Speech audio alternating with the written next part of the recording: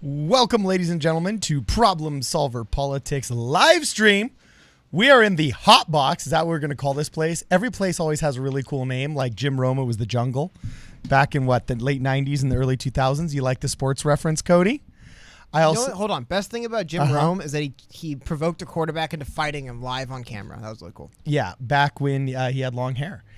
And I do remember that I had a seventh grade English teacher named Mr. Tracy, whose air conditioning was reverse broken. It was broken into the cooling position. Tell you what, I cannot wait to hear more about your 7th grade. And it was called the Igloo. Okay, can't wait to hear about your 7th grade. So what are we going to call our studio? Don't care. How the about jungle, that? The igloo, the hot box. Don't care. Oh man, Cody, come on! You got to have there's some more news. fun with it than There's that. literally stuff going on as we speak. I want to talk about, and no offense, but quite frankly, your kind of weird, stupid story about your 7th grade air conditioning. Too cynical, man. Too cynical. Tell us what's burning. There's like actually stuff happening. I don't know. Sorry, let's get right into it. So, all right, this is probably the biggest news I want to cover right now. I wanted to go over this at first before we go into watch what happens. I have a couple streams open. We're going to just watch some of the demonstrations tonight. There was something small that happened in Los Angeles already. I'll see if anything bigger happens on there. Just keeping up with what's going on because a lot of stuff is going on. Anyway, some of the biggest news. There was a press conference, I want to say, at around 3 p.m. So a couple hours ago, 3 p.m. Pacific, with the prosecutors not in Minneapolis, but they'd be prosecuting the officers in Minneapolis. Yeah. And they said some interesting things. I want to go through all of them and see what we can get to here. Personally, I read it kind of two different ways. So CNN headline here says prosecutors do not announce charges in George Floyd's death, but say justice will be served. One thing, just speaking for what might happen later tonight, not good that they still has not been arrested or charged. Most of the people out there protesting, they're going to say, I've heard two main reasons why the protesters on the streets.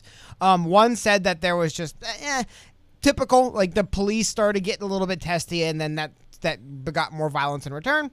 Make of it what you will. But then the other main thing is a lot of people were saying that they were out protesting in particular because there's been no arrests made. Like, obviously this happened on Monday, but there's been no arrest made, and it's Wednesday, and that is really, it was Wednesday, not Thursday. I was getting my days mixed up, and that's really where things jumped off on, so that's why I want to just put that into context of why this is important. This is the main thing people protesting last night were saying they're protesting about, the lack of an arrest. So let's get into some of the quotes.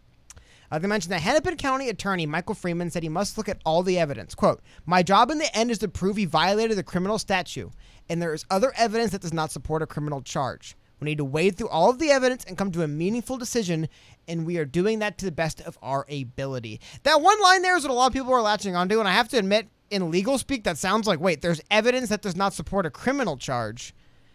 Like what? Like, what evidence is there, right? Here's the weird thing, right? That also means they could, and I imagine they're trying to do this. My take on this, hold on. I want to get to a couple of things they say. So, federal prosecutor Erica McDonald told reporters she has hoped to brief them on a new development in the case, but couldn't. We're going to investigate it as expeditiously, as thoroughly as justice demands. Reading lawyers' quotes, man. That video is graphic, horrific, and terrible, and no person should do that. I am pleading with individuals to remain calm and let us conduct the investigation, she said. Our highest priority is that justice will be served, and this is the couple things that I take my little spin on it, where they say sometimes that takes a little time and we ask people to be patient. We have to get this right.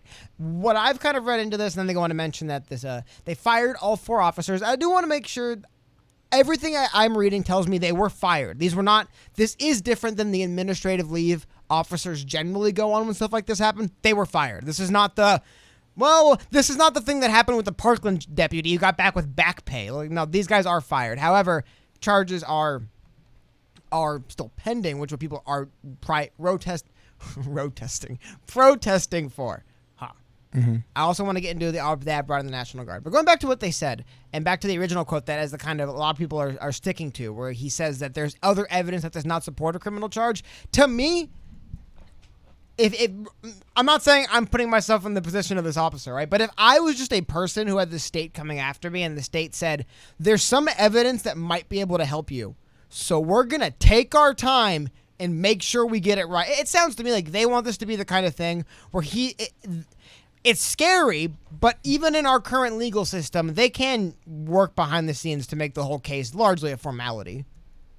Just make sure we got him on the right charges with the evidence we have. There's no, like, you just know, like, if you try to overcharge, you won't get it. But just fine. How do you nail him so he walks in and basically signs his name down, sits down, and then gets read his rights and leaves, right? Like, there's no appeals that go on for years. There's no, this was a bad arrest. There's no him getting tried, found guilty, sentenced, and appealing 3 years from now, right? I feel like they're trying to prevent that and really make this a solid thing. However, that also means they could be leaving the door open for who knows? Well, I just think that's the two angles I'm seeing on this. So you really think they're trying to take a methodical approach to this so they, quote, get it right, and the police union doesn't have their way and defend the guy carte blanche?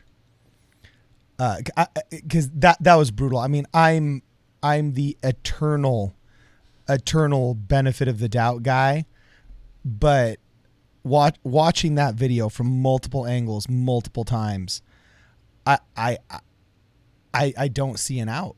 I don't see an out for a guy. You know, in so many cases, in the not most cynical, but in the most benevolent mind, you can see an out for the guy that, oh, maybe he feared for his life. Truly. Don't believe it, but I can see how that's a possibility. You know, and so on and so forth. With this one, I just don't see it. The video speaks for itself. Yeah, right?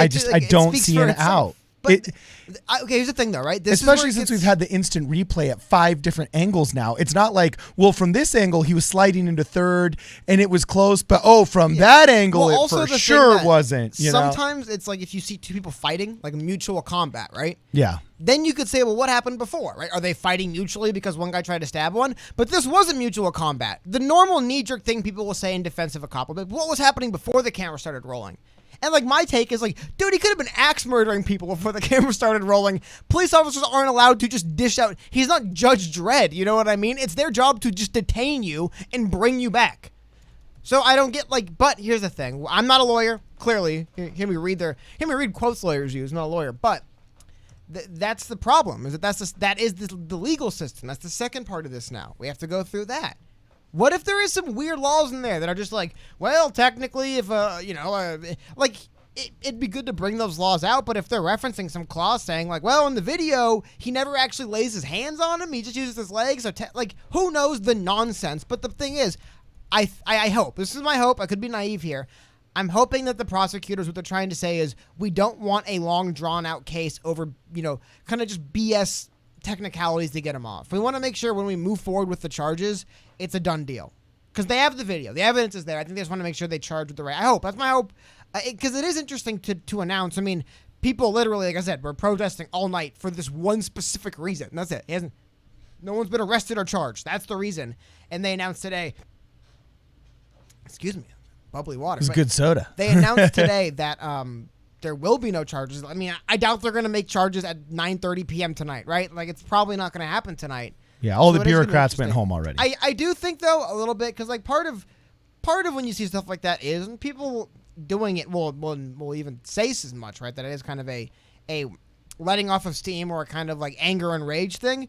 And this is pretty enraging, but I'm hoping we're not going to see the exact same destruction we saw. I think there's just more effective ways. I think when you just burn and destroy a lot of stuff, like, no offense, but to a lot of these companies, they're probably just like, well, whatever, we'll rebuild. Like, it's inconveniencing minorly, but it's not effective in motivating anything because people just kind of brush it off as, oh, that sucks. We'll get on without it. So I don't know what's more effective. Don't get me wrong. I'm not saying that I'm the king of protesting here, but it just doesn't always feel like they're able to just wipe these protests away a week or two later, rebuild like it never happened, right? And it's like there's, generally speaking, little that comes from them. So I wonder, I don't know what can be done different this time. If this guy doesn't get prosecuted, I don't know what's going to happen because, yeah, like, I don't know who would be Like, the FBI is investigating this. And are they really going to be like, yeah, I mean, how could you? Here's the thing, too, is there's obviously always been the constant conflict of interest that police investigate police for crimes. I mean, obviously your partner doesn't, but there's some conflict of interest in that it's like the same government institution largely. Of course, I have to imagine internal affairs officers aren't very, popular around departments and stuff. Like, there's like the job narcs probably aren't very popular, right? But still, it's this, the sheriff looks into what his sheriff's deputies did and concludes the deputies weren't, or the head prosecutor, right? Like, there's always been that kind of blatant. This would be the hardest one to defend on any kind of, like, this would be people. And again, if you really want to do something, people do, but I wonder what would happen if there was something closer to a legit third party that investigated incidents like this. Because for one thing is this, just knowing. I did those on NYPD for the internal affairs division. Just knowing that you're a deputy or an officer out there doing your stuff, right? And just knowing if you do screw up and go over the line, it's not your department or the local prosecutors you work with that are investigating you. It's some third party from another state. They've never seen you. They know nothing about the community. They're going to come in no context at all, and they're just going to read the facts. Like, that would probably in and of itself be somewhat of a deterrent. And I do wonder, let me know in chat if there's, like, legit, like, reasons or legitimate, like, law. Like, if there's reasons why it'd be against, like, the Constitution, for example, to have third-party audits of all, at least maybe not of all, but like third-party audits as something possible to be done for shootings in police departments. Because I believe right now it is all through, at the very least, Justice Department. Like Donald Trump can send the FBI, but like that, like there. Well, it kind of depends on every state and their state constitution. Okay, because what people forget is that the police are a derivative of state constitutions. And those state constitutions are supervised by the federal constitution, the great constitution of the entire country, the United States of America. But generally, law enforcement is a derivative of the state hierarchy. And that's why some states have troopers, some cities have cops, some cities don't have cops, and they sublet to the county sheriff's department. That's why all the jurisdictions of all these different areas are so different. Some states have a highway patrol, some don't. You know what I'm saying? And actually, I think it'd be pretty tough to find a state that doesn't have a highway patrol now. But that's all derivatives of state constitutions there. So any kind of third-party investigation would most likely be a third-party investigation of the state, unless it was something that fell into the jurisdiction of the FBI. And oftentimes these things get passed up because the other reason why is because law enforcement departments can solicit the help of the FBI. They can just plain old say, hey, can you help us? And there doesn't need, in the TV shows, we see a lot of this, the head-to-head between, is this my gig or is this your gig? And sure, there is some of that in real life, but by and large, the ability to appeal to help from the FBI is always there. And I think in high-profile cases like this, sometimes those resources might be necessary. But even then, it's the Justice Department. Yeah. It's the FBI. I mean, I get the FBI is not like they're buddies in the department, but it's Justice Department. Hey, look at all those protesters socially distancing. They actually were mentioning that on the telecast. What good guys. On the cast, people were socially distancing. Which, again, though, I would say, even though there was no charges made today, in general, I'm not there, again, disclaimer, but just watching what I could see, reading what I can read, it definitely does seem to be that tonight a lot of the kind of tensions were blown over last night. I think the police are monitoring it different. National Guard is on scene. But yeah, like when you're when you're proverbially, I guess literally mad as hell, not going to take it anymore, you probably don't care about social distancing. But when you're a little bit less, hot-headed about it and you show up, you probably like, okay, we'll stand a few feet away from people. But when you're in it and you're really upset and you're stuck in, so to speak, right? Like, you're not going to care about that stuff. Why would you?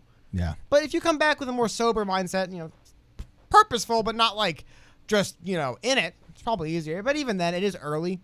And I do wonder, I've seen people push back on that. I'm not saying everyone, but I do think that the nights these things tend to get really bad are the nights that opportunists in general come out for other reasons. Like, there's still the core protesters that are protesting. But, I don't see how you can say you're protesting. I could see you saying you're smashing up. Because, again, remember, one thing to keep in mind, destroying a Target in Minneapolis has a bit of a different context than destroying a Target elsewhere. Why would that be? Just symbolically because of what's going on, right? But why Target in Minneapolis, in Minnesota, right? Correct me if I'm wrong. I believe Minnesota is the state Target's from. Oh, get out of town. Is it really? I believe the Minneapolis ballpark is called Target Field because they're. I could be wrong, but I believe so it's. But I don't think that's why. But still, it's one thing to stay there all night destroying the Target because you're mad and you're trying to let your anger out and let people know that you're upset. It's another thing to show up as soon as you can, grab everything you could fit in your hands, drive 55 miles out of town, and never come back. It's like, I don't think you're protesting anymore. You know, like, if you want to, and I have to admit, I wasn't on board originally, but I've heard some cases, if you want to make a case for why destroying the Target was an act of protest in and of itself, I get it. Not the people who are trying to get the hell out of the Dodge to set up their brand new place. Like, there was some people doing that I think it's good to point them out because, one, it's worth mentioning to people. Like, look, just because there was some people doing bad things, it wasn't some people, not everybody. But I don't know. I do maintain that I believe there was a lot of people that were just kind of just showing up there to kind of raise some hell, so to speak, and then left. And they really weren't that much into protesting, and that's unfortunate. Here's a Twitter video, though. This is alleged to have been from today. I just keep my stuff up today. This video is, let's see if I can make it smaller so you guys can read it better. Sorry about that, guys. From New York, though. Interesting. So this is from PM Breaking News, which, I don't think they're lying. It says protesters are clashing with police in Manhattan, New York, Manhattan. And there's a video. At least 24 people have been arrested during the protest. They're talking about in New York. That's crazy. 24 Dude, that people guy's head's arrested. on a swivel. Yeah, but things are getting a little bit testy here. Why does that cop have is that a fire? Is it like No, it's paramedic? a camera. Yeah, but it's like a paramedic or fire department instead. That'd make more sense. Maybe they're probably trying to document everything, so in case somebody gets. I don't think they're there to like lay the law down, right? I don't think that is NYPD. That's what I can say. There's legit cops there. Yeah, but so that is what's going on in New York. If you guys could let me know if you're seeing some more of this stuff going on in other parts of the country, let me know. I'm trying to keep an eye on it because it is curious. Like I said, kind of one of the things that's I think a detriment to doing protests that are just kind of like quick, like loud, I guess violent, like destroying things, smashing things kind of protests is it's easy for them to just kind of brush it aside and say, whatever, we'll rebuild, moving on. Yeah. But when there's more of and also the other thing too is when the reason starts getting lost, you start losing those people coming up. So I don't know.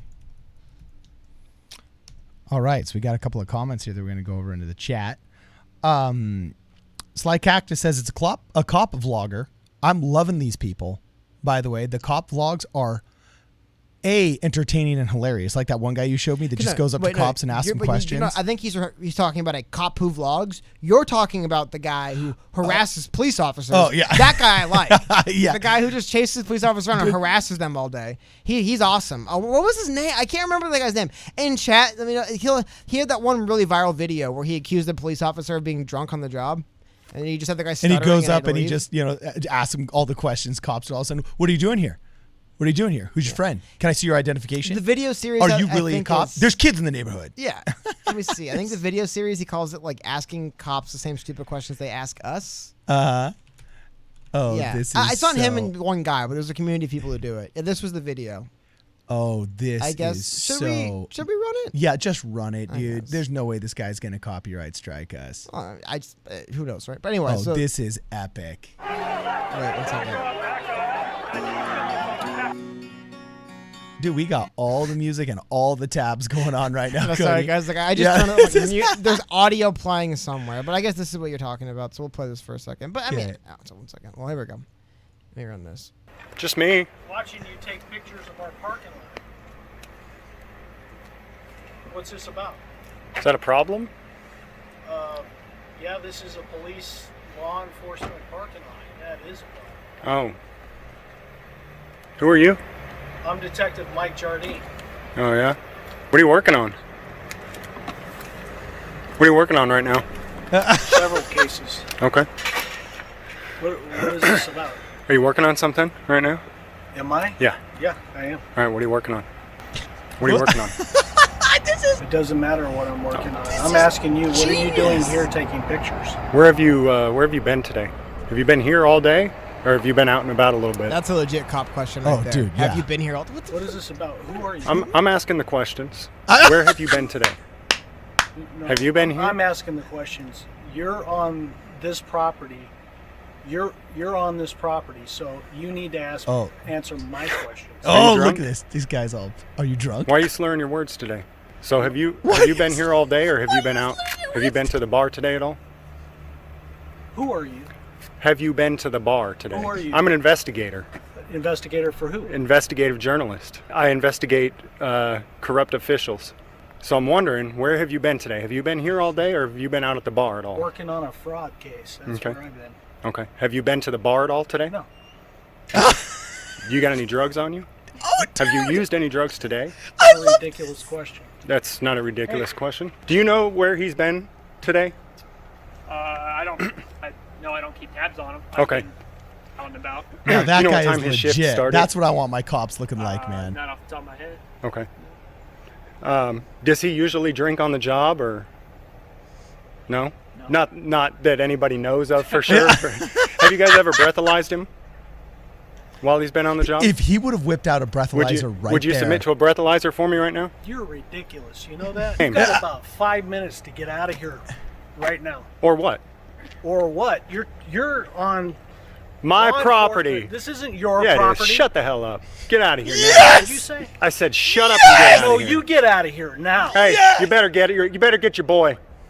Get your butt back in your office You and do shut your up. job. You shut up. And You out of get here. your butt back in your office and do your job. No. No. You quit drinking on the job. You understand me? Whatever. You punk ass. You get your ass back in there. You don't look back here again.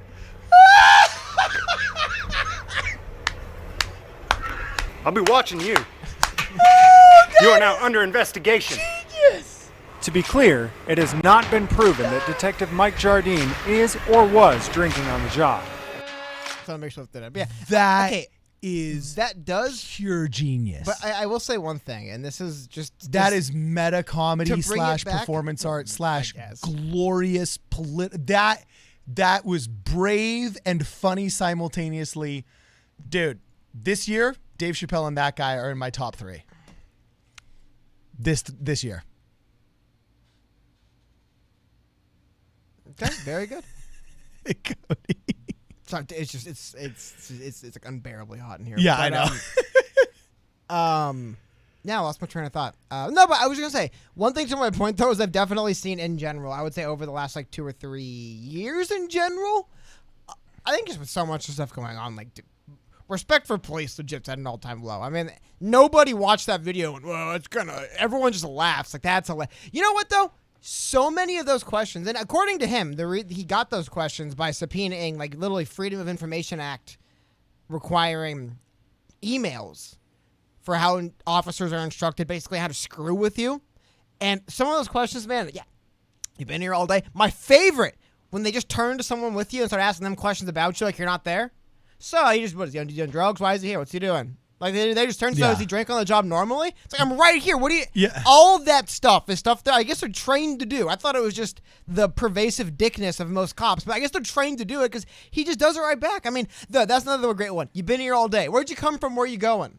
Yeah. What? No, what are you every- getting at here, man? What is this? Every citizen in the United States of America needs to watch that video because you'll notice it was all puffery. The cop was like, "What are you doing?" No, I'll ask the questions. And that instant just machismo, I'm the large and in charge guy. No, I'll ask the questions here. Ultimately, at the end of the day, was turned completely on its head. And that guy was told by a citizen of the United States of America that he had to get the F inside and stop drinking on the job. Like, that cop, for all of his hairdo-ness and his khaki pantsness and his, no, I'll ask questions here. What are you doing here? You know what I'm saying? That he ultimately had to tuck his tail and run like... And he got the biggest, fattest dose of his own meds. That was glorious. That was just glorious, Cody. I could literally watch this all night. I could skip a feature film just to keep watching this. Well, I mean, literally all day. That's also one of like the best videos. Yeah. That was one of the better ones. But I want to say something else that's really important to keep in mind too. Though there's again to kind of tie it back together to what we're seeing going on. Other stuff is, I think it really goes to show, dude. There really is one weapon the citizen can wield against the police, and it's the camera. Yeah. You think if you walk up to a cop and just start saying, "Shut the hell up, get out of here, I ask the questions," and there's no one else around and you're not filming, they're just gonna be like, "Well, that darn Constitution." Like, Yeah. no, I don't think always.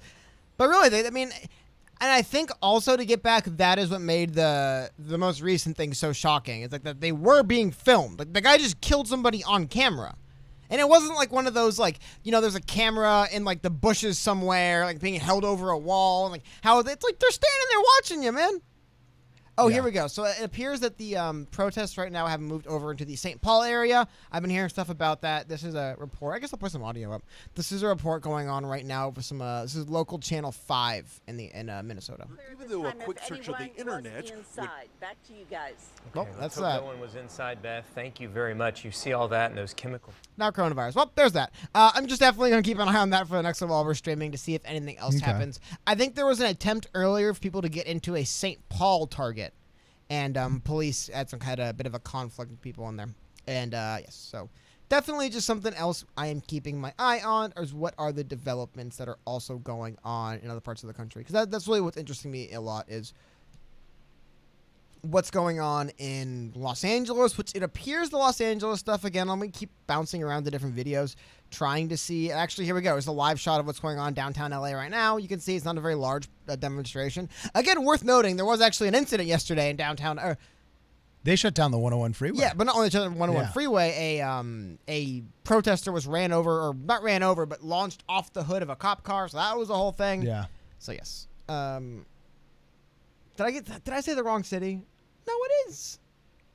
I think, no, you said it correctly. Yeah. You said Los Angeles. Not And Los Angeles. That was the one. Is St. Paul not a real city? I don't know, man. No, St. Paul, Minnesota. That's what I It's thought. one of the Yeah, twin cities. It's one of those things where, you know, you say any word too much, you start questioning, like, is that even a real word? You know what I mean? Yeah. What's the word that you say something too much, it loses its meaning? I don't know. That's what I was worried true. about. But so there we go. It does seem to be, though, just looking around right now, guys, that it is definitely cooled down a little bit.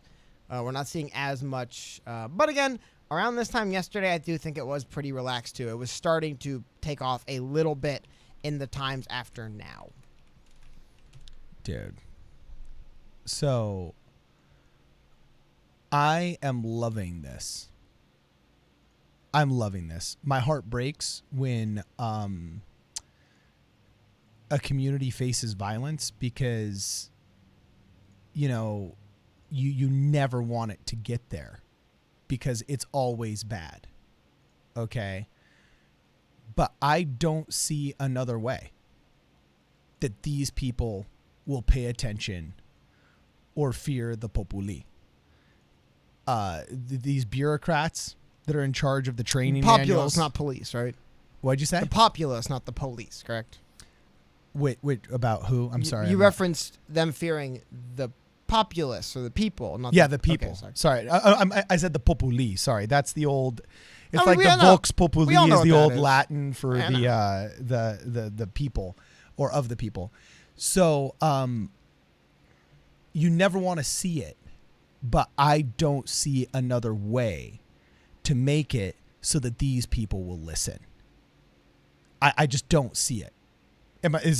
Do you see a different way, Cody? Because like, I don't want to see a city. I don't want to see a city burning. Well, I'm a look- builder, not a burner. What's on in Denver right now on the You know? screen? This is in Denver. Yeah, but what is it going to take so that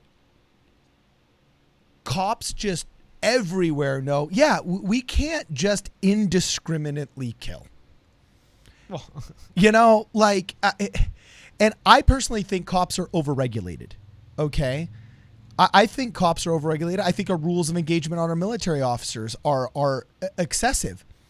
And here, but why do we keep seeing, and not just racially, I'm talking about in all of these areas, this idea that, oh, you're a citizen, so what, I can just beat you down on the ground and stick my knee on your neck until you can't breathe. That's not in any training manual. But the dude felt like, oh, I can get away with this. He's obviously done that before. That's why, And 'cause they can get away all with of his it. other cop friends, his cop friend was sitting there. You know, the Asian dude, the Tao guy or whatever his Officer Tao was. I can't remember the officer's name. Well, sitting there with his hands on his belt like, oh, ain't no thing. It's all good. Move along here. well, yeah. Move along here. You know what? That though, again, that speaks to That's an absolute confession that we do this all the time. Yeah, it speaks to them Yeah. thinking it wasn't an issue. Exactly, that they could get away with this. And if you look, they're heating up a little bit down there in Denver, which Like, hopefully, Good. But It's the only thing that I think people I will don't listen know. to. I honestly, It's the only thing I think they'll listen to. I don't think the people at the top listen to this. I don't. I do think they just brush it aside and they go, whatever. Hope you had your fun. You done? Like, I really do feel like the answer from, like, the authorities almost always is, you done now? Yeah. They don't care. Are you going to burn stuff? We'll rebuild it. Are you done? Because we're just going to do this again. Dude, our boy James Abrams is back. So it's just, I don't know. I honestly don't know what you're supposed to do. It does feel like that always is the reaction. A lot of lip service and then just moving on. But we'll get to this. You say that you don't think they listen, but I think this is the reason why Thomas Jefferson said that every once in a while the tree of liberty has to be watered with the blood of patriots.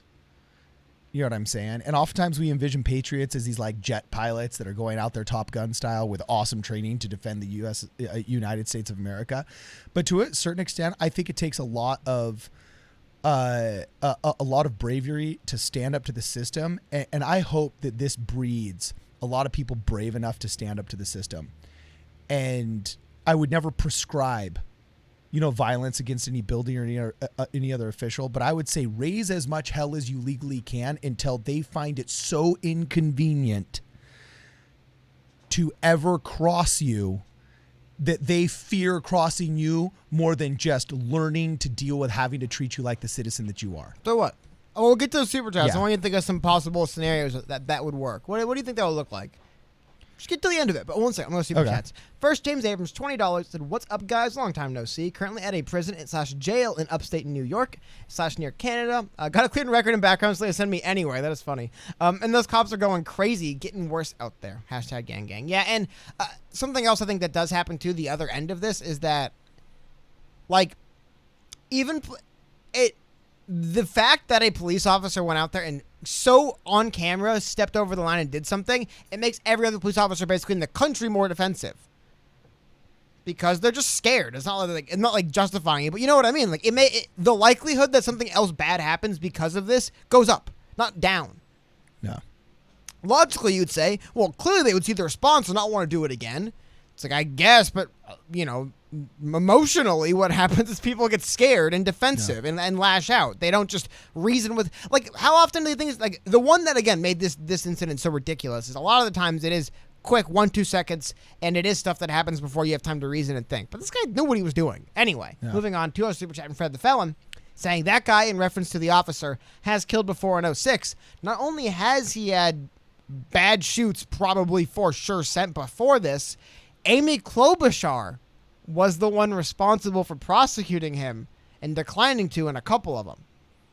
Oh, and what sound like just blatantly, transparently bad. Just like, officer's not supposed to do that. And the only reason why it's interesting is Amy Klobuchar's the finalist, really. She's like, there's not that many roses left for Biden, right? He's about to give out his last rose and name his VP. Yeah. And she's getting to the end there, and this isn't good. Because, like, why... You get to. Why is this allowed to happen? Yeah. Maybe because he's done it before, a decade ago. And so they feel your like they can. VP is the one that defended him or refused to bring the charges. Now, here's the deal. First off, we cannot assume that those past kills were unjustified. Who knows? Maybe some psycho that was high on meth whipped out a handgun and started indiscriminately shooting people. How about we don't talk hypothetically about that's things what I'm saying. So I'm saying the fact that officer has been engaged in a lethal incident before, no, we can't be thinking about, we have to think only on the incident at hand so that our judgment is not contaminated by past actions. Our judgment of present actions cannot be contaminated by judgment of past actions, okay? Even though we want to point fingers and say, oh, he did this before, we can't do that. That's not fair. That's the Constitution also protects him from that. What about the point of this, though, is that... But you can't be Amy Klobuchar. You can't be Joe Biden. And you can't be staring down the barrel of a camera looking at Charlemagne the God on a live stream saying, oh, if you don't know why you should vote for me, then you ain't black. You literally can't be questioning the blackness, of a citizen that you want to represent, all right? That is a weird play. While simultaneously giving the thumbs up to the woman who supposedly refused to bring charges to multiple multiple corrupt cop cases. Well, also keep in mind the other thing too, though, is that, and this is something I don't want them defending people, but it's also the inverse. So I guarantee you, Amy Klobuchar. I'm just going to show you guys some pictures from what's going on right now. This is a live stream, and right down here in Los Angeles, down in Venice Beach. Only reason I'm showing it, clearly a lot less. There we go. A lot less tense down here in Venice Beach than it was in other parts of the country. Is all I wanted to highlight here. But shit, I was going to say what you were talking about. By the way, that mask, you could tell that cop is so tired of wearing that mask. He's trying to breathe through his nose by slipping it out. Well, I mean, like, he's just not wearing it. It's just, yeah. It's just, yeah. But you know, those other people aren't wearing masks there, too. That guy talking to him is not wearing a mask. Yeah. This is probably a better example of what you would call community policing, like literally just coming out, you know, maybe having cops with you, but standing in front of them, not behind them, and actually having face-to-face conversations with people. Yeah. It's a better, I mean, also keep in mind, the protesters down here in L.A., well, LAPD has done some stuff in the past. LAPD has nothing in the last day or so to provoke them, so I think it's also... We got to reach out to this guy. I see his shirt, the Equal Justice Initiative. I'm actually going to look that up right now, and I'm going to see if we can't get these dudes on the show, because I'd be curious to see what they're talking about. If they're down here in Los Angeles, there's really no... Is anybody in the chat, by chance, familiar with the Equal Justice Initiative or have any contacts with them? But who knows if they have anything to do with that? Those could just be people. Yeah, I know. Here's a random stream I'm pulled up right now. It's like Cactus, $10. Hey, justice will be served when cops receive the same treatments and consequences for the same crimes as the average citizen. This is the equality we need. Cops should represent the people, not the elites. It's the same proverbial thin blue line problem that's always existed, right? Like, yes, they need to be treated a little closer to we. And there's truth. Hold on, look at, is this a lot?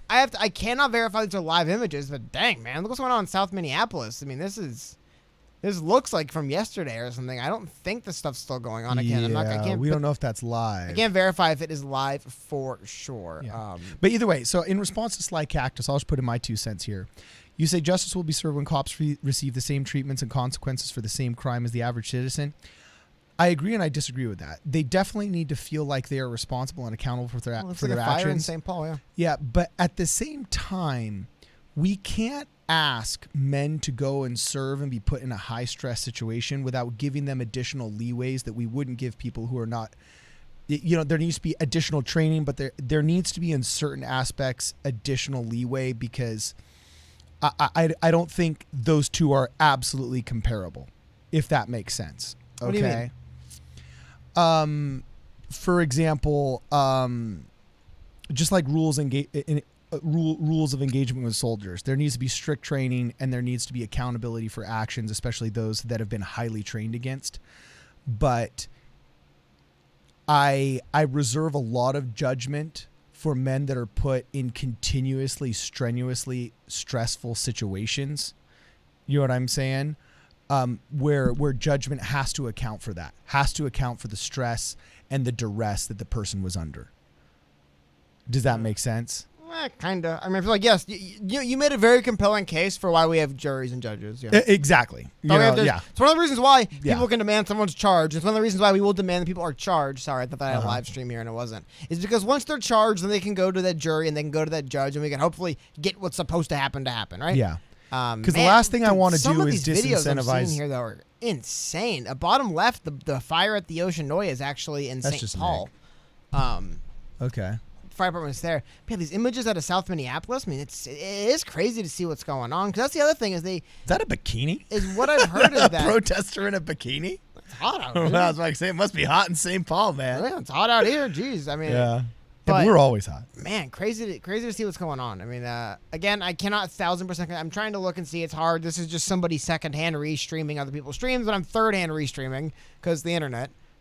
No shame. But it is really interesting to keep an eye on all these different things going on. I just can't confirm they're all literally live happening this second. I have no reason to believe they are not, though. Especially the stuff going on in St. Paul. There was not anything going on in St. Paul yesterday.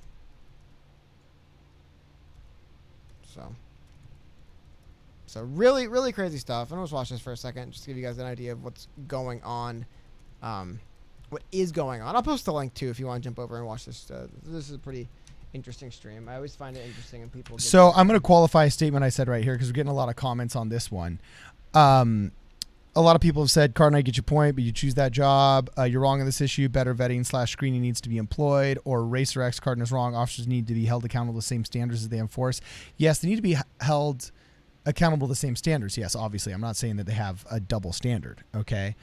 However, I just also suggest wide latitude in judgment because you do not want to disincentivize good men from serving. Okay. Or else you actually create a system in which only the corrupt survive, those that are willing to lie, and then it just gets worse. So that's why I just be held to the same standard, yes, but give wide latitude in judgment. But the widest latitude in judgment given to these guys with George Floyd still wouldn't cover them. And I think we need better enforcement of the basic civil rights instead of technical enforcement of how it's done. Like, I believe we should have few laws that are enforced extremely well instead of lots of little laws that are kind of not very well enforced. So the cops get used to going around, thugging it if they want to. So much so that Officer Dow can just sit there like, oh, ain't no thing. Just got his knee on his neck. Yeah, we do this all the time. Whatever. But also, as long as we're not caught, To your point, though, we also don't know you don't know the behind the scenes of what it's like in the department as far as the department politics. Yeah. Maybe it's like you should have spoke out because the guy was literally dying, but it's like, yeah, it's one of the reasons why I like having judges, juries, and legit investigations that aren't shams. They can get to the bottom of all of them. I don't got time. I don't got time to get to the bottom of Officer so-and-so just like felt intimidated because Officer so-and-so had other cash to eat in the department. That's for the jury and the judges and the investigators. Yeah. But it is for the people to decide when we see something happen that is unacceptable and needs to be held accountable. That's why I think I'm no lawyer, but I can tell you this. There needs to be a better system. I'm not going to prescribe one, but there should be somewhat of a better system in place for holding people accountable and people are upset on different levels. But here's the other problem is what does happen when there is that gray area in the law. Where legally, they did not commit a crime, but visually, people are upset. I don't know what to do then, because that's also a real problem that needs to be commit addressed. A crime? I don't know. I'm not talking about this. I'm talking about there's been other instances where because of the scenario, they couldn't charge the officer. But there was like literally on the books reasons. Where they're just like, because the facts are X, we cannot charge him with this. That's just how it works. Yeah. There needs to be an answer for when that happens. Like if it's hearsay, if there's no evidence. But in this case, we've got now, by the way, I am a huge proponent of the idea that, look, if we can't prove this, we can't charge. And even though all of us got a gut feeling this guy's a prick who's guilty, we can't charge that's the law. But normally you will charge if you can't prove it. If you think you can, but you don't know for a fact you can, because that's why you charge somebody with a crime. Like that's how you get the wheels moving, because you want to see if you can. But I think in this instance they are just like really gung ho and like we don't want to proceed until it's like a shut case and this dude's finished. Like they want him to be basically walked in, read his sentence, and then marched back out.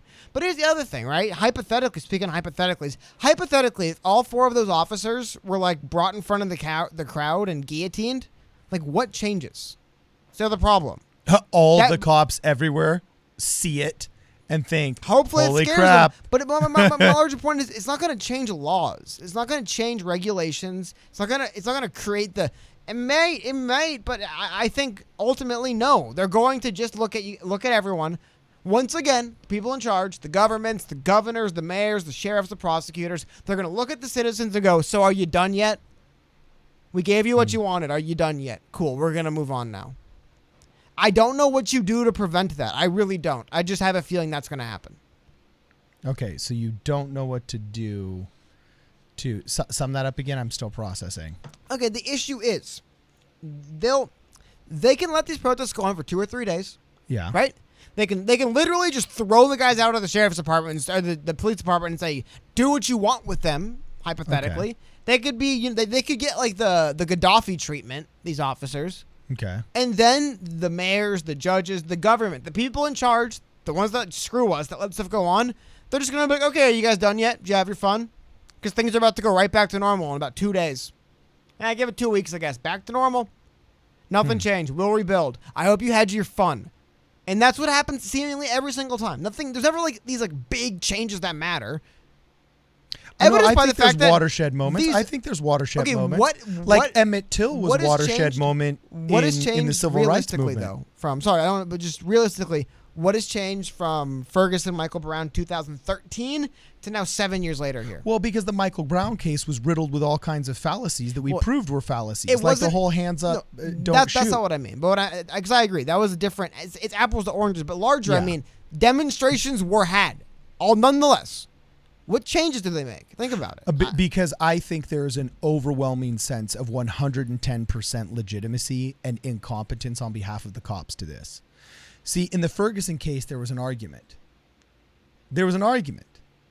And the argument was like, look, no, the media's pushing this racist narrative. No, look, we finally got an interview with the cop that Megyn Kelly had on Fox News, and he didn't seem like a bloodthirsty dude. I don't want to relitigate Ferguson. Yeah, I'm saying, what did demonstrating and protesting change? Well, you could always make the awareness argument. Okay. No, I was saying you could say lip service awareness. What awareness? Yeah. Where? How? Where are we 7 years later? Right? Like, what fundamentally was different? Is the reaction to anything that's happened in the last 7 years changed? No. What's changed?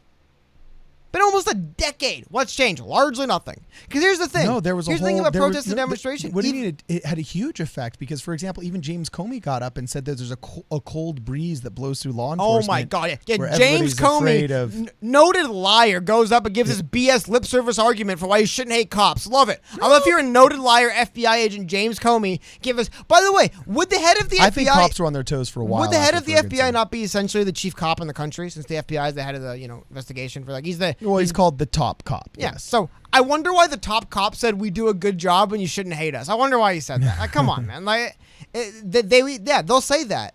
They'll come out and say, "Good news, we hired somebody who's supposed to. We gave him a title. That's gonna."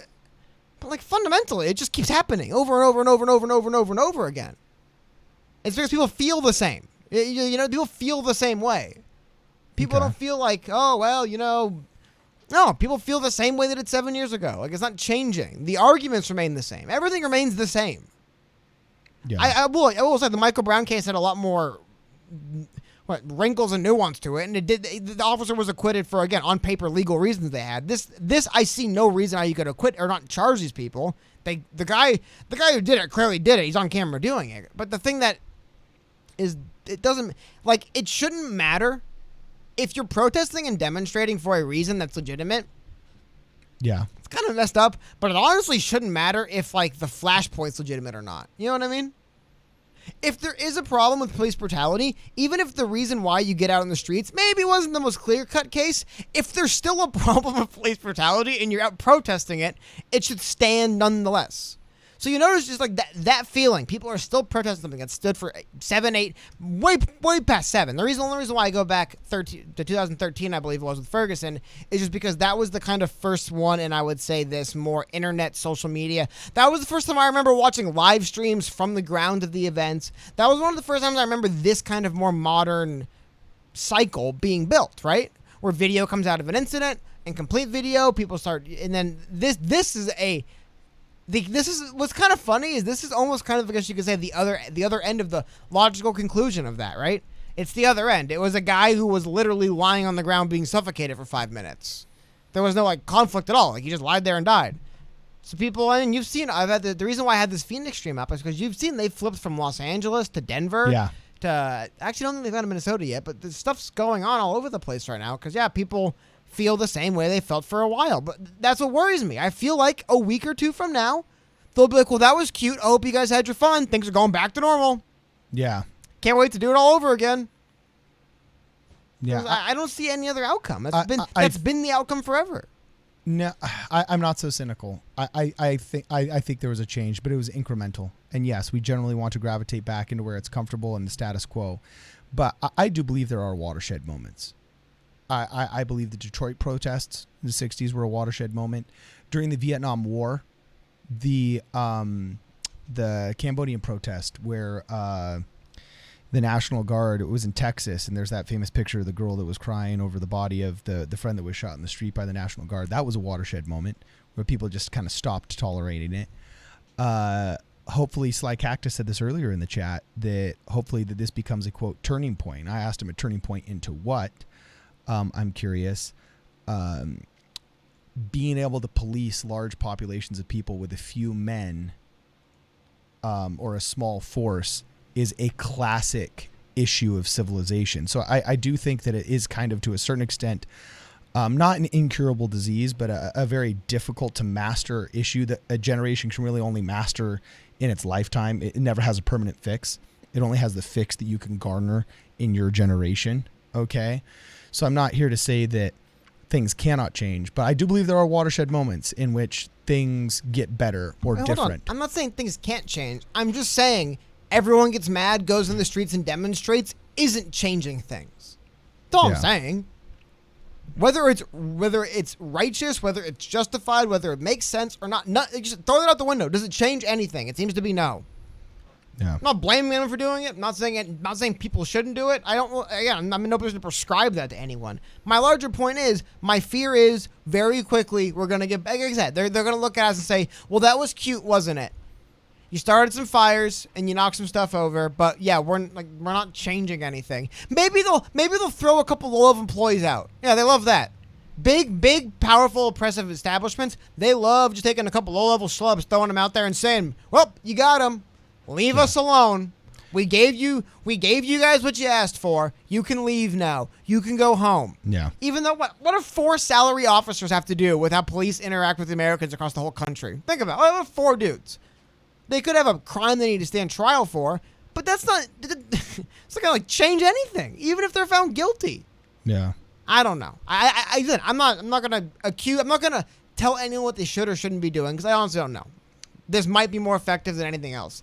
It's just, God, man, I've seen it happen so many times now, and they just don't. No one in positions to do things seems to care. They just move on. Well, this is why, honestly, we got to get rid of them. Jeremy, to us, Super Chat saying it's starting again in Minnesota, and yeah, I have a lot of streams up right now from Minnesota. I posted the link if you guys want to check out this. I just feel bad showing it, but yeah, these are just I think cobbled together links from various Facebook streams, I think, and you could see stuff starting to go on around the state again, and even in Denver.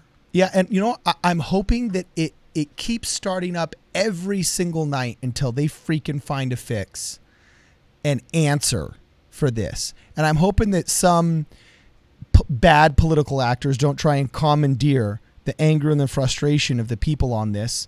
I'm hoping Antifa doesn't make it their thing, or that some right-wing group doesn't make it their thing.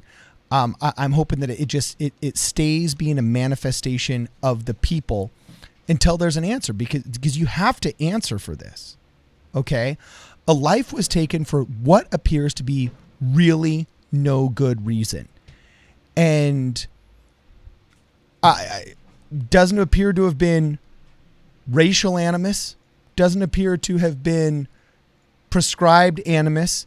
It appears to have been just a bad, either wildly incompetent, to such a degree you wonder what on earth the department is doing maybe maintaining minimum them. Maliciously incompetent. Or B, just, a malicious man. Like a malicious man. And these people can gravitate toward jobs like law enforcement. Great men who want to defend the Constitution. They want to make sure that their friends, their family, and their community is safe, and they're willing to put their lives on the line in order to do so, gravitate towards these jobs too. But so do malicious men. Oh, wow, and look at this fire. I don't know where this is, unfortunately, but look at that fire, and I'm assuming to do with the protests. I have a stream up about the protests, and it looks like a work site of some sort. Wow. Can we get a quotation on that by chance? Or not a quotation, I'm sorry, a citation. This is just, one second, how about this? I'll do you one better. Oh, this is Fox 10 in Phoenix? Yeah, that's what I mean. Is there any audio running? Sorry. Also, what you see out here as well, demonstrators. They seem to... Okay. Yeah, that's the only noise horrible. coming from this stream. Yeah. So I was trying to determine which one it was coming from.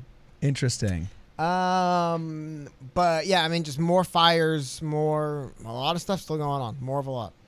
Wow. Okay. Dustin says it's poor training and pay for the police. That really depends on the department, to be honest with you.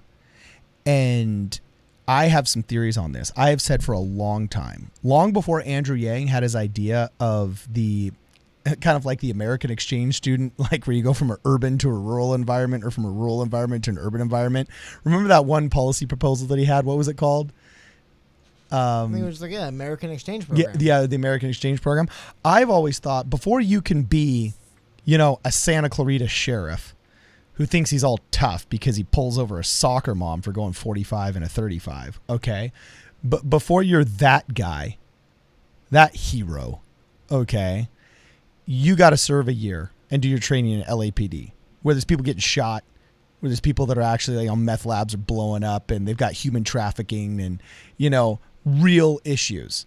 So that maybe you'll just like let the soccer mom you pulled over off with a warning instead of getting all high and mighty about it. All right.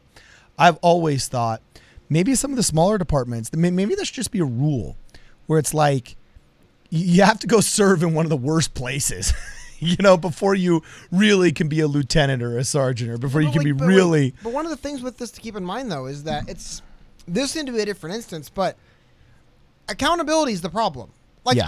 I'm not going to sit here and say we can train people out of making rash decisions. What? No, you can't. You can do your best, but you can't train an entire force of people. True. So it's just the accountability. That's all you could. That is all citizens can prescribe. Accountability. Because really, how dare they ever make a mistake? But it's when you make a mistake, you pay for it. That's the problem. I mean, like, I really don't honestly see the argument that much of like, oh, we just got to find police officers who don't make stupid, in the moment, rash decisions in conflicts. It's like, what? That sounds impossible. Why don't we just find a way to make them feel like they're going to be held accountable? Because even then, like, I think most people do understand at the end of the day that if you have people out there playing cops and robbers, so to speak, people are going to get killed in the middle of it. Yeah. And most of the time, we do understand that. You know? I mean, a guy's firing rounds out of a liquor store, hiding behind a grandma, and he gets shot. Most people don't freak out. Because, like, well, yeah, I mean, it was mute. They were fighting each other. But the issue is when that doesn't happen. The issue is what happens when two people aren't fighting each other and a cop just kind of kills somebody. What do we do then? And basically the answer is nothing ever.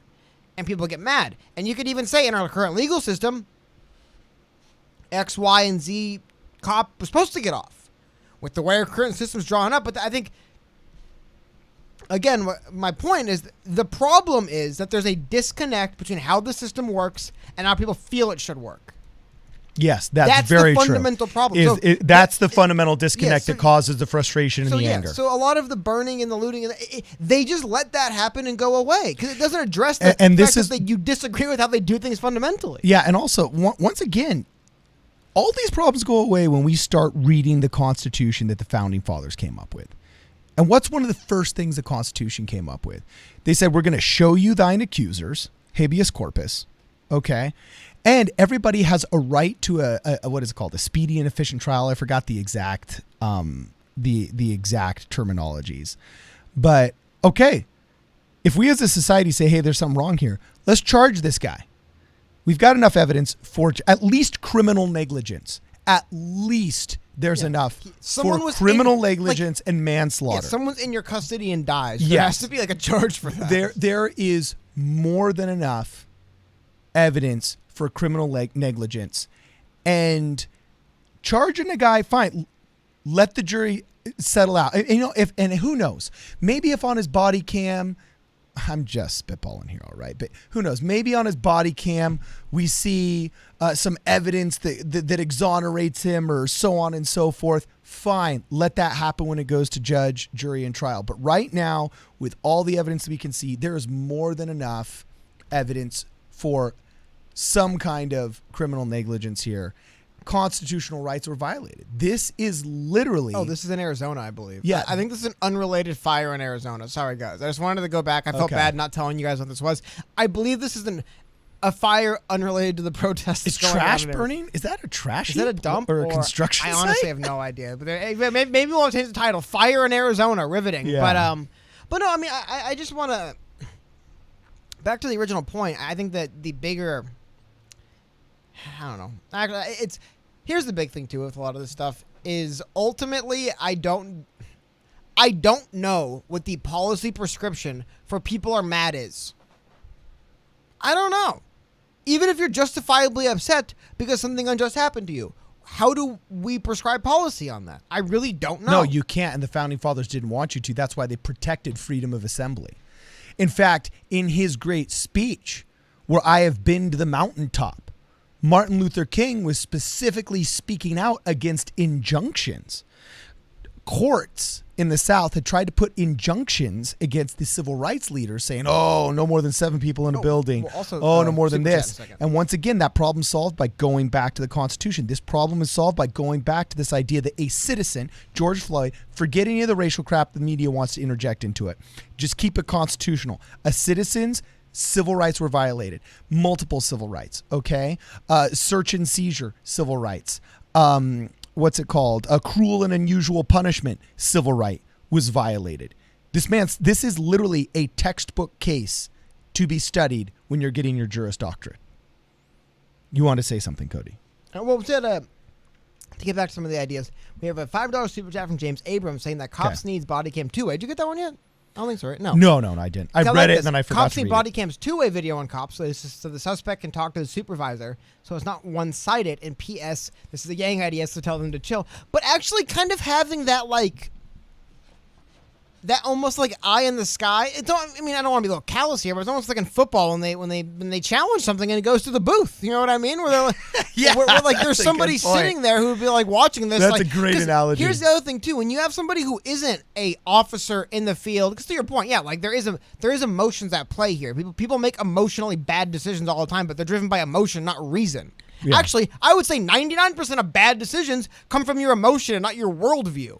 Like what you're feeling at that moment. Now your worldview influences your feelings, yada yada. But I do think there is something to sitting there not involved, not a third party, but not the cop on the street who could be sitting there. Because I guarantee you, there's times where like supervisors watch these cops' films and they're just like, "Oh my God, what are you doing? Please stop doing this. You're not allowed to do that. If you arrest them, it's illegal now." Like imagine having someone there to be that. And then again, you know what? Getting to the only thing we're talking about here, accountability. Be a lot of pressure, but at least then you do have somebody who was supposed to be watching, who wasn't there, who was supposed to be that quote-unquote third party for accountability, right? Well, I do like the idea of being able to appeal to the booth. You were supposed to say something to them, and you didn't. And when you have an officer out there acting autonomously, they do ultimately, like here's the thing, they're given the leeway to act basically to their discretion and then can be punished for it later, is how it's currently set up. The system of having and I don't know feasibly if technology-wise you could do it, but that creates a different level. It's almost like it's like real life snipers, for example. I mean, most of the time, as far as I've read and understood, a lot of it is, they'll find who they're going to shoot and they'll look at him and they'll wait till they're told they're allowed to. Yeah. I wonder if you're going to send in police, right? Where like you can have someone saying like you can't detain that guy right now. Like don't. That's a violation of his civil rights. Well, but see, the thing is, just someone covering their ass. Not even. Yeah. I don't even care if they're looking out for me. They could be just covering their ass. Like, whoa, dude! If you search them like this and this video gets out, we have to throw the case away because that's illegal. Do it the right way. I just definitely that guardian angel almost. I don't want cops to be in a situation where they feel there's somebody looking over their shoulder, and nitpicking every action. There does have to be a trust factor involved, but at the same time, I see that there is ample room for technology to assist cops in being better at their jobs. And I do like the idea of being able to appeal to the booth. I do like the idea of a two-way camera that can appeal to a virtual sergeant. Sure, that's great.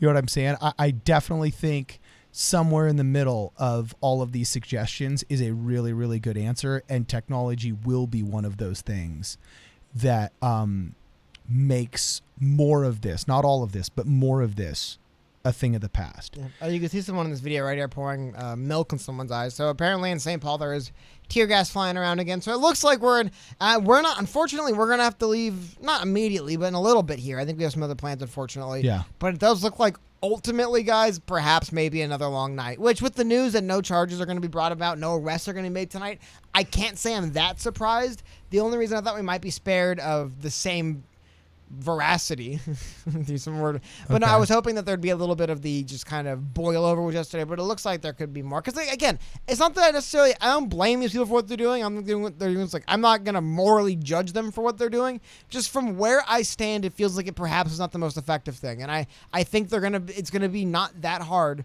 for the government and the officials and all the people who screw us all the time to just write this off as well. I guess like to them it's like a kid having a temper tantrum.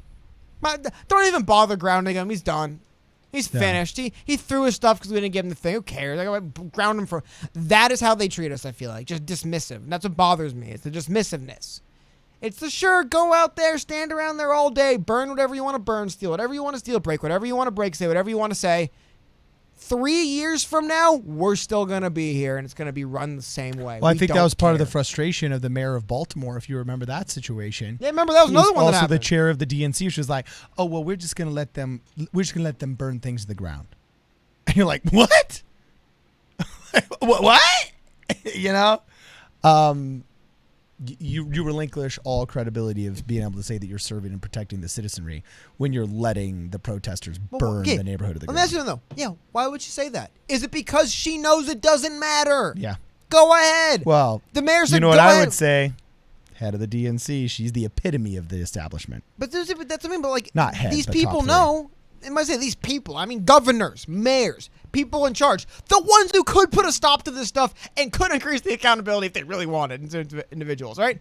They really could push for more if they wanted. They know, man. I saw a hilarious tweet.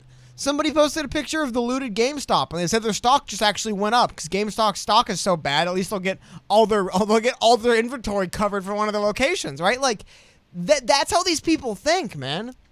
They're not. You think the guy who owns the guy who owns the girl who owns the small local business that was their livelihood? Oh, they're devastated. You think that the developer who was building those new houses, and by the way, they were called like low income. I think that was like a political term, low income. Like they're like sectioned as that. Who knows how much they cost to live in, right?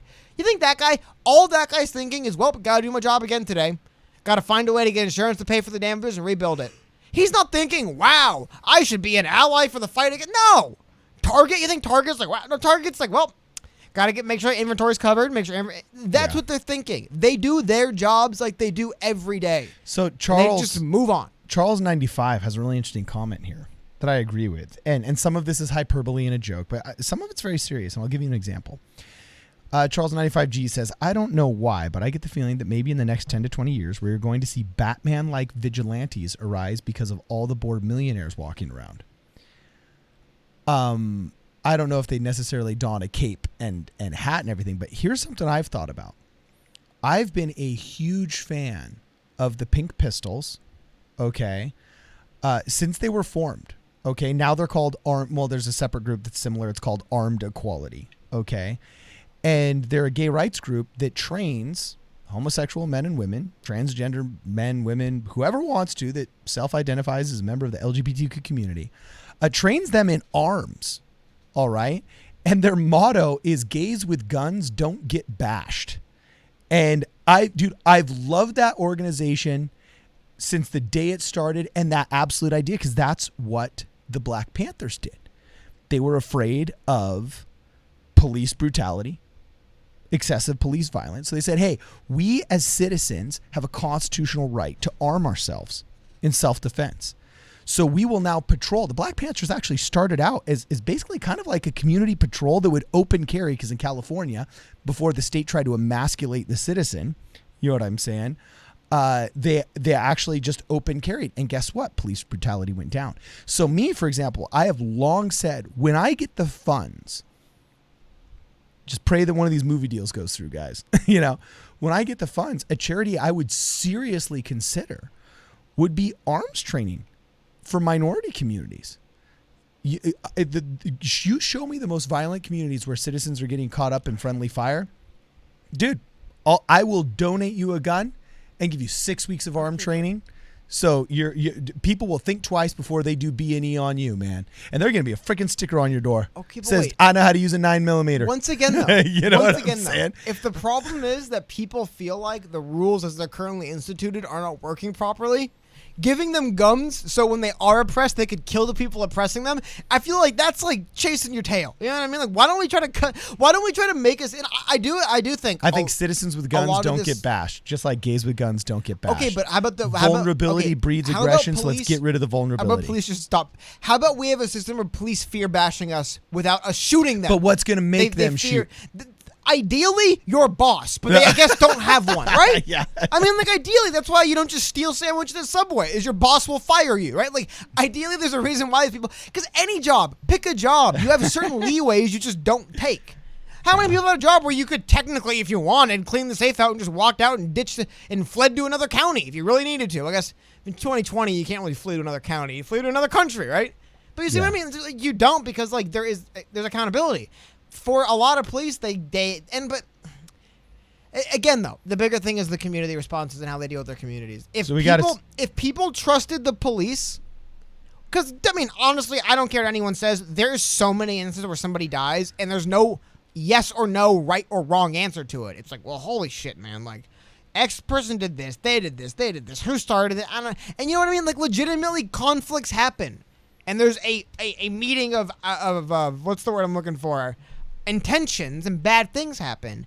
The thing is, if you trusted the police and you trusted them when they said, look, I know it's sketchy, but trust me, what happened was a mistake, it's being taken care of. If they trusted that was the case, that would change. But the problem is there's no trust. So as soon as the police kill anybody, immediately, boom, it's got to be a bad shoot. It has to be bad faith. There's no way they're being truthful. That guy's going to get... There's no trust to start with. And that's where it all begins to erode. So 1911 says something... 1911 greater than all. Chat? I was going to let you get that. Oh, okay. I'll read the super chat really fast. James Abrams, thanks again, brother. Yo, he says, I was on the road when that happened. LOL, I'm from Baltimore. All right. Yeah, that was crazy, man. Yeah, that was crazy. They looted and robbed all the stores for reason lot. I think he meant to say for real. Oh, I don't know. That's probably for no reason. For no reason. Yeah. Okay. But you know what's crazy too about that? Speaking of, oh my God. You know, the only time in my adult life I've seen a professional sporting event played in an arena with no fans? When? During the Baltimore riots. Or I guess riots, I don't know, Baltimore demonstrations, protests. I prefer to use the word demonstrations no matter what it is. Okay. During the Baltimore demonstrations, right? People are demonstrating something, right? I feel like that word is just accurate to describe almost anything. People are demonstrating a thing. But during the demonstrations there, it was so bad that they could not allow fans into it wasn't safe to have that many people descend onto the stadium for the ballpark there. So they just played without fans. So it was really bizarre. Yeah. So anyway, we got some interesting comments here. Dustin says, you guys need that Spotify deal. Yeah, we're looking into it. And actually, I'm really interested to see what Spotify video comes out with. Dude, speaking of, sorry. Okay. You know that the guy from The Office, John Krasinski, he made his own YouTube show called Finally Some Good News? Yeah. It's supposed to be something lighthearted and fun. What? Is he getting picked up by Spotify too? He sold it to Viacom. Oh, shut up. Really? Like, what? How is this organic, made by just one? John Krasinski's like, look, I just want to lend my talents and I want to make people feel better because I'm a comedian. How you just sold it to Viacom 9 weeks later? It's like, come on, man. Dude. Hey, cashing out's big right now. And he said, look, I have. Oh, and the thing is, like, I'm not blaming him for not continuing. He's like, look, once filming starts again, I have obligations. I can't just be. Yeah. But I'm like, you really got to see. Do you really need to sell it is my larger point here. Because that's hilarious.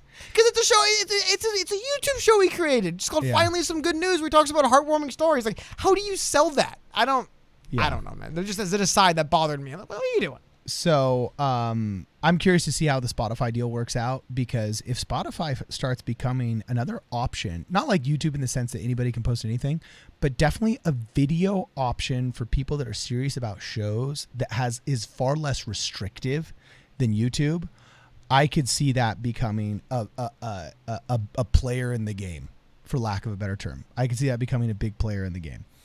Marion H says more guns are not going to solve the root problem. Yeah, you're right. The root problem of evil existing will not be solved by more guns, but we will mitigate a lot of the bad symptoms. No, but it's Tylenol is not going to cure the disease, but it'll get rid of the pain. People want to fight each other, not that they don't have the proper tools to do it. Yeah, only Jesus can do that, and we need more Jesus. So you're suggesting Jesus and guns. But no, but it's just if people want to, it's the one thing. It's my point in gun control always is that if my neighbor wants to murder me in my sleep, I don't care how he's planning on doing it. I really don't. Whether it be with a gun or a rope or a fire, it's like I don't care, man. That's what worries me is bad actors anywhere, and it's one of the reasons why I feel like it's important to just not because I feel like it's so easy and emotionally gratifying to get caught up in the superficial. Because guess what? Do you know why problems exist? You know why problems exist, chat? Because they're difficult and we don't quite know how to solve them. That's where they come from. Like what? You think like someone's gonna wake up and be like, crap, man. Why don't I just implement the police stop killing people patch so this stops happening? Don't worry, guys. We just hotfix the police. They're no longer gonna get away with it. Like that will never happen, right? Like that isn't how this works. Yeah, The problem, I don't know, there's so many deeper problems going on. Like mistrust with the communities and the police. How about this mistrust in institutions wholesale? If you don't trust the government, you probably don't trust the police because all the police do is enforce what the government says. The government makes the laws, they make the rules, and they tell them to be enforced. So the police work for the government. So if you don't trust the government, you're probably not going to trust the police. If you disagree with and disapprove of the government, you're probably going to disagree with and disapprove of the police because the police don't work for you, they work for them. Someone pointed out before, the police kind of keep the line between like the wealthy and the poor close. They keep the line between the elites and everyone else. Yeah. That's what they're really there for. Laws get passed to guard their interests. Because that's how they do it. They don't. You can't pay police departments to be your private security guards. But you can buy a congressman, have him pass a bill, and what do you know? Police got to basically serve my bidding now. That's what's going on behind this is bothering people. So when they flare up, like again, when things flare up like you see what's going on right down here in South Minneapolis, looting and stuff, it's emotionally gratifying for those involved. So I don't blame them or clown on them. But like, the people at the top don't care, man. The rich are going to just buy another bunker, another panic room, and make sure they pass another crime bill. That's all they're going to do. That I feel like is, but that's such a crazy problem. Like the fact that some people have more influence than others, and they use it in means that are unfavorable. That goes back like thousands of years. What do you do? It's like a legit dilemma. It's a problem. It's a real issue. It isn't a fake problem that we can't solve. It's like dang, we really gotta put our heads together on this one, guys. This is tough. I don't know what to do here. I don't know. I feel like too often somebody wraps their arms around some small aspect of it and just sinks their teeth in and says, well, that's it. Once we solve this, it'll all go away. And it's like, what do you know? When has that ever happened? I don't know. Oh, Ducky Hodges, $2 super chat. It's all the power to all the people. Thank you. The other thing that bothers me too a little bit about this is just as far as gaining support. I said this in a last stream, and I'm not saying this for any particular reason, but seriously, it just the way people work, acting in their best self-interest, the more they hype every one of these instances up as race things. By the way, dude, obviously individual instances are race things, and there's bad blood between the black community as a whole in the police in parts of this country. Dude, police will shoot innocent people. I remember watching a video of like a white or Hispanic guy on his knees begging a police officer not to shoot him. And he just points a gun at him and shoots him. They'll do this to anyone. The game is, to me, the game that these politicians and the media play is they tell you he wasn't an American that got shot, he was an African American. So all the other Americans are off the hook on this one. And that's baloney and it's BS. Yeah, this is when they push that way too much on us. It's ridiculous, dude. Yeah. Like I say, if whoever is in the video being roughed up by police, whoever it is, if you're watching a video and the police are beating someone, they're violating their rights, doesn't matter what they look like or who they are, they can do it to you. If they could do it to them, they could do it to you. It doesn't matter who they are, and they do. And they get away with it. I talked about, I forgot his name, the individual in Fresno, who I still believe had police murder him in his home and burn it because he was trying to expose them for breaking the law. Yeah. Like, police have actually killed people for trying to expose them for being, that happens, like, I can pull up some more stories if you want. That does happen. Now, historically a lot, right? They get away with it a lot too. But when they're able to add qualifiers in front of American for what kind of American this was that had the problem, it lets the other ones off the hook. They're able to say, welp, I'm a Jewish American, it wasn't me. Welp, I'm a Chinese American, it wasn't me. What? Well, I really like what you ridiculous. said. We're all Americans. It could be any one of us. Yeah, this is one of the single most profound things I've ever heard you say, and I really liked how you said it in the pre-show, where you said they've gotten to a point where I'm not doing it as well as you. I'm paraphrasing here, but you basically said they've got us to a point where we can't speak about a fellow American without adding at least one qualifier. And that makes it so that we don't view ourselves as really one citizenry. We view ourselves as African Americans, Jewish Americans, female Americans, gay Americans, so on and so forth. Yeah. What's it called? Sorry, and supposedly, Christian Americans, Catholic Americans, Christian nationalists. It goes on forever, right? Yeah, it goes on forever, and it really taps into what Jesse Ventura said. My top 3 this year are James Freeman, the guy that makes that video, Dave Chappelle, and Jesse Ventura. Because Jesse Ventura says that both the parties are just outreach arms for the corporations that want to divide the revolutionaries. They want to divide the revolutionaries so they can maintain the status quo. And that's true. One of the best ways to divide the revolutionaries I'm furious about the George Floyd thing. If I were in Minneapolis, I would be marching elbow to elbow with anybody in that BLM crowd. All right? I think Sean King's a fraud. I think he's a fraud. But I don't think I think a lot of the people in the BLM movement have a seriously legitimate grievance that is a civil rights grievance that I want to support. I would have been a freedom rider in the 60s. Okay. But nowadays, that is not allowed because it's no longer Americans fighting for civil rights. You're right. It's African Americans fighting for Black Lives Matter, or Jewish Americans fighting for anti-defamation this, or women fighting for feminism. When in reality, we need to look at this not as a feminist battle, but as a citizens battle whose civil rights are being violated. As an African-American citizen, okay, a citizen whose civil rights have been violated. Just simplify to American. The qualifiers divide us, Just simplify to American. Exactly. Like if I told you an American citizen was needlessly thrown on the ground and suffocated to death by police, who would react differently based on their skin color, right? Because that's an outrage. Why would that ever happen? I don't care who it is. That's an outrage. Like I said, dude could be an axe murderer. There's a reason why we have a legal system, because you're not Judge Dredd. You're not the law. Anyway, I want to get a super chat here. So $50 super chat from James Abrams. Thank you very much, man. He said, yeah, that's what I meant, LOL. And yeah, I was in Maine then. And why can't we have cops from that live stream where they could talk it out and not pull guns? They were so close to having a discussion, come in, and we got a call. What's going on? Why is it that hard? Exactly. Why is it that hard?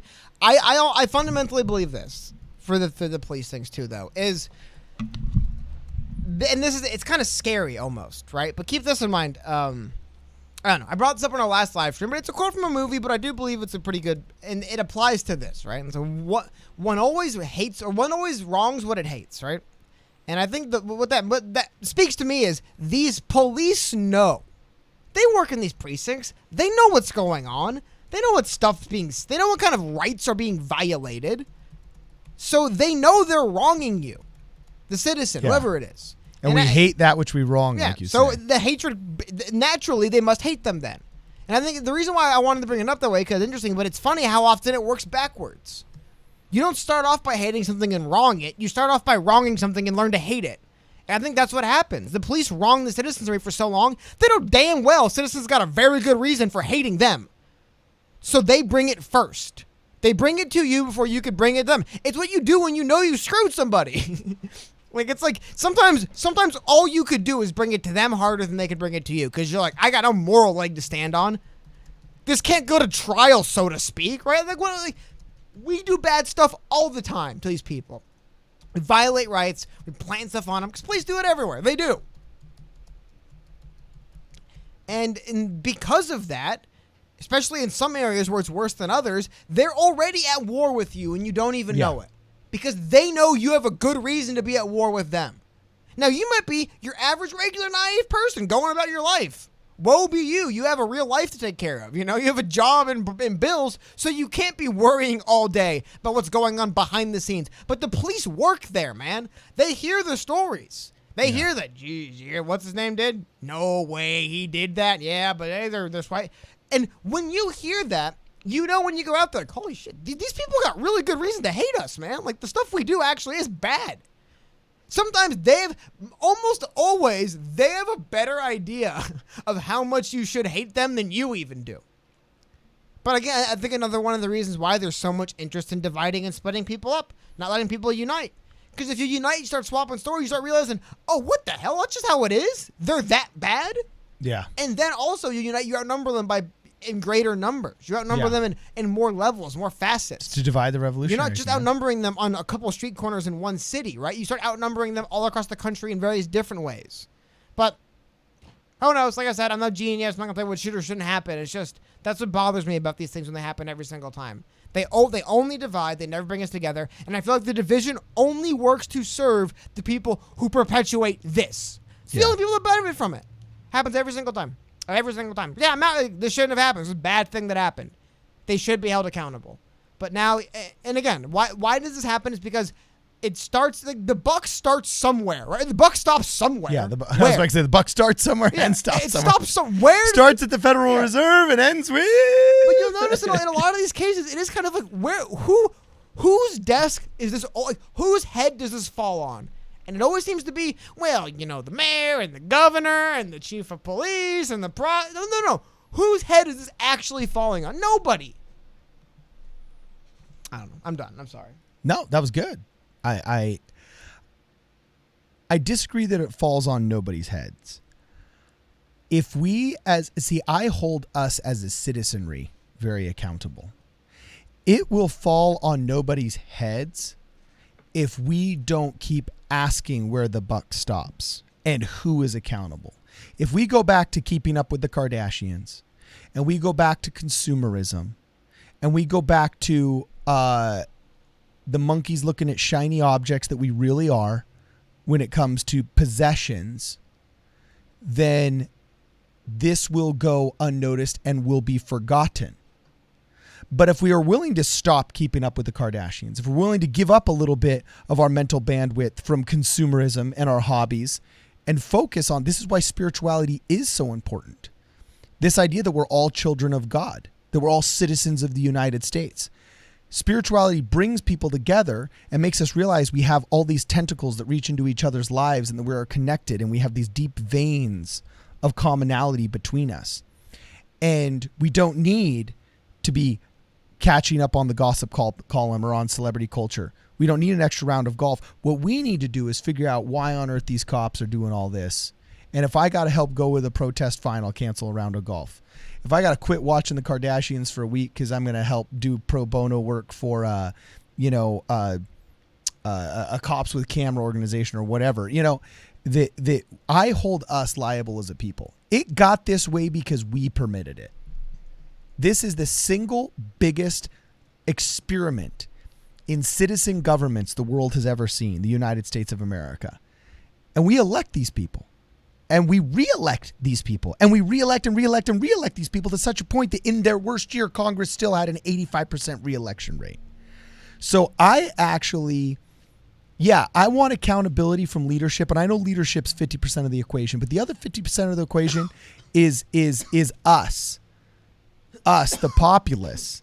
And unless we start saying, look, we're tired of this nonsense, and use our time and our talents instead of enriching ourselves and chasing after short-term gains and X, Y, or Z thing, until we actually look at our fellow citizen through more spiritualized, in a certain extent, like Elon Musk said.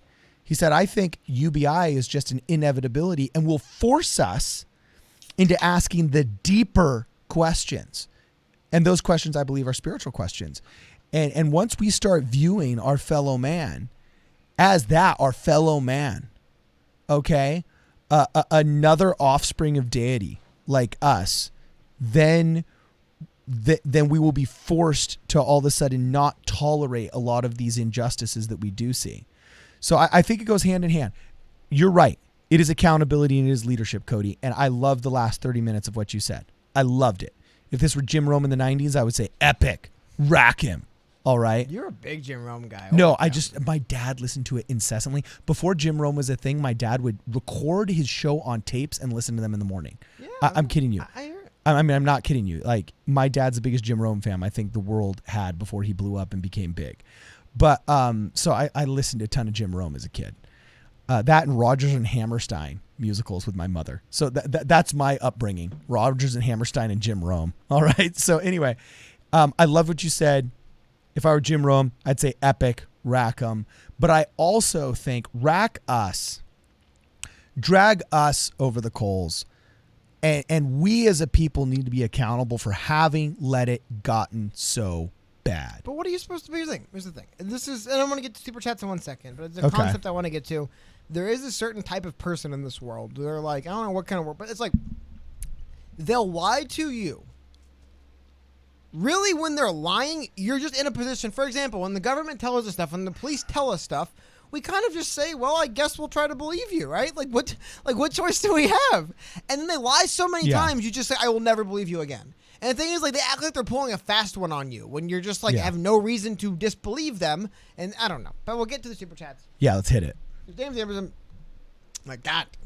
Gotta stop drinking carbonated beverages. Anyway, James Abrams says, $20 super chat. Why can't they come in with a cool head? Seriously, did you see the crazy lady in the park call the cops and the black guy that did nothing wrong? Lucky it was recorded. Again, most powerful weapon you can wield today is a camera. Because people know what happens. Video get out. But yeah, well, that in particular too is just Well, for every one of those examples, crazy people. Like people are like I bristle at the idea of, did you see the cops calling that black guy? Because that is a sensationalist story that fulfills the media narrative. I know it's a particular video, but there's tons of white cops that get brushed under the bus and thrown under the bus for the crimes they didn't commit. Not everything exists in the context of does this help further the media's narrative or not. Not everything exists in that context. It's not the only. I know it doesn't. I literally just made a diatribe about how we need to ask more spiritual questions. You immediately said that. Well, I don't like seeing in this case, I think there's crazy people out doing crazy stuff. Yeah, I agree. Crazy people doing crazy stuff, and that's one of the reasons why, though, I think it's so important to hold like the police and stuff accountable, because they're like crazy people out there doing crazy stuff. Yeah, like, I do agree that lucky he was recording though. Like I 100% agree with James Abrams that lucky he was recording, and I want us all to record. I love that Facebook has that app, or that I can't remember if it was a prototype and they actually came out with it, or if it's a real thing, because I've never actually activated the function. But apparently if you get pulled over, there's a couple of buttons you can press really fast and it'll live stream your interaction with the cop. I freaking love that.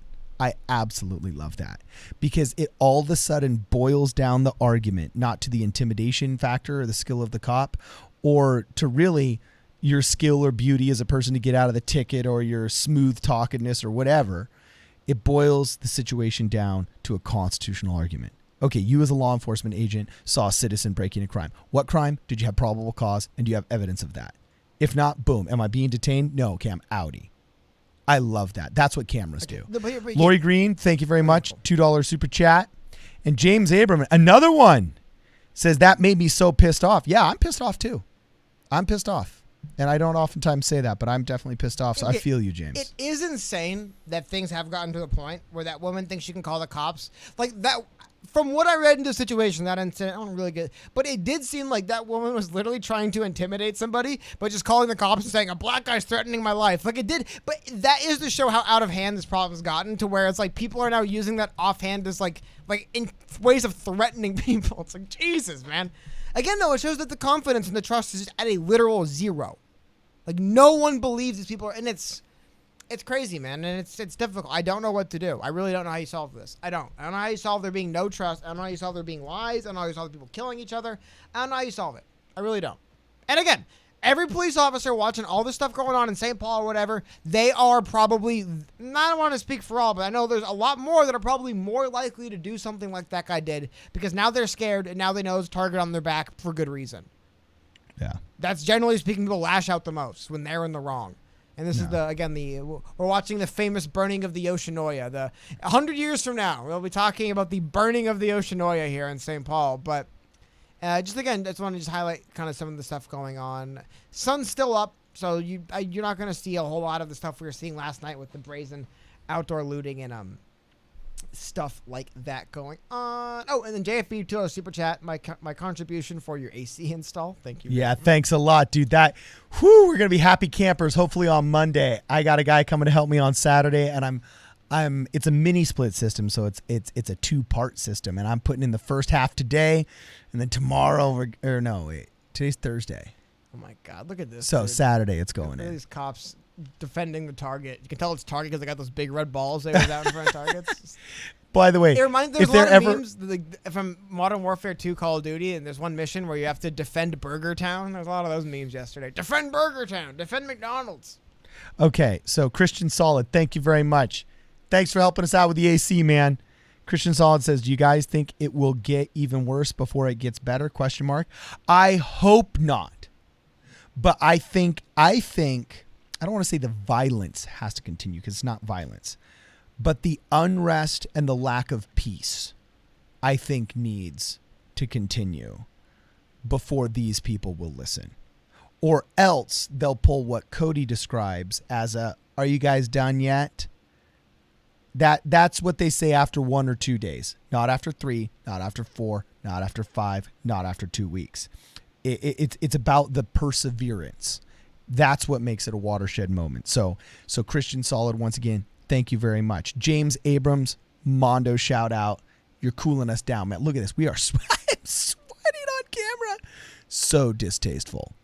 Anyway, Lori Green says, love you guys. Thank you very much. We love you too, Lori. And James Abrams says, LOL, all good. And yeah, I miss y'all. Can't comment while driving. Yes, by all means, don't comment while driving. Although those trucks are so huge, cops couldn't even tell if you were. You're up so high. You could have like an AK well, on your. Also, you win most. You win most collisions. That's what I say. You win that. You win that argument. Yeah. James Abrams, how much is the ACU near that goal? Oh gosh, how much was? Okay, well, we haven't been keeping track of how close we are to the goal. However, I would say for the I know exactly how much the AC costs. For the AC we need, I would just say it's easier to start with just every dollar helps. Yeah, let's just start with every dollar helps. And by the way, I already bought it. And this is an investment of personal money and also just the cash that we get from the video clicks and everything. But for any of you that are considering air conditioning, I'm going to be making a DIY video that shows all of these stats anyway. But our studio is about 20 feet by, I'd say, 20 feet by 17 feet. It's a decent sized studio.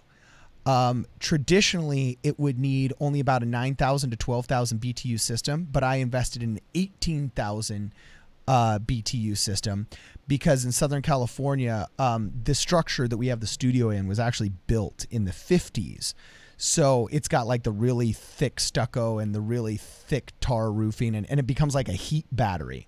If you take a thermal scanner in our studio, like long after the sun is set and the outside has cooled down, it is still just emanating heat. So we got an 18,000 BTU system. And there's a cool system called Mr. Cool DIY that you can actually install yourself. So you don't have to pay the $500 to an HVAC guy to install it. And it retails for about $1,500 with about $200 worth of stuff. So for less than $2,000, you can install your own BA 18,000 BTU system. So that's what you're looking at if you ever want to do it yourself. So anyway, Sly Cactus says, love the stream. Here's some AC monies. Thank you, bro. Thank you very much, Sly Cactus. Every dollar helps. And then Dia Ray says, hey, Cody. And there's many comments in the chat, Cody, about your shirt. Oh, God. Cody, your shirt is popular tonight, my man. Every time I wear super this shirt, popular. Going back 3 years now, people always say something about it. I honestly, yeah, I mean, it is buttoned down to the navel, dog. It's a nice thin shirt for when it's really hot out. So when it's really hot, I tend to wear it. Yeah, man. I can't speak beyond that. So yeah, a lot of people loving the shirt. Oh yeah. By the way, what's up, D-Ray? What's up? Who's D-Ray? Have we met her? He said hey, so I said hey. Oh, okay, rock on. Just a little shout out. Anyway, I had another one that I had highlighted here. Oh goodness gracious, I can't find it. So I'm gonna say we're gonna have to quit here in a second. Yeah, oh, I remember the question. Mm-hmm. Yeah, we're gonna have to wrap up here. But when we were talking about the Spotify deal, going way back, somebody jokingly asked, "How much would you sell PSP for?" What's your number? Everybody's got a number to sell out, Cody. What number would you sell out with? What would they have to offer you? Like a mansion? Would they have to offer you like a sweet new car? Oh, no. Like what would keep you from doing this, man? Honestly, probably not that much. Cody. Decent deal, I'll take it. Oh, man, Cody. No way, I'm not giving this up, man. Did it before, because I'll try it again at the very least. I got him to do. But actually, I guess I should say this. Yeah, if somebody bought Problem Solver Politics, we could just start another podcast tomorrow. So that was a bad question. But I mean, to sell out so you wouldn't be able to do it anymore. Whereas like non-compete agreement, where you just sold it for a dollar amount, but you weren't allowed to podcast or have a radio show anymore. Literally can't answer that question. I don't know, man. Yeah, that's why I said I'd have to turn it down. I couldn't give it up. Nah, I mean, if someone comes with like $1 in my blood, million, baby. yeah, It's in my I'd take blood. $1 million, right? Yeah.